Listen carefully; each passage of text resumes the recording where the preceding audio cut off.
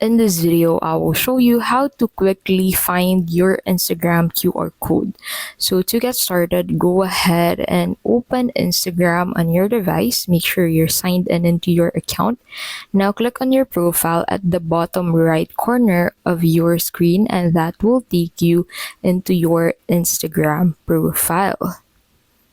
So in here, simply click on that share profile button, which you'll find on your Instagram profile to be able to generate the QR code for your Instagram profile. So in here, you can go ahead and share this with the different social media applications installed on your device.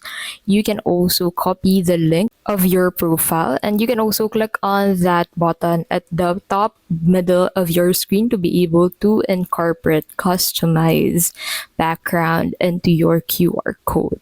So that's basically how you can quickly find your Instagram QR code.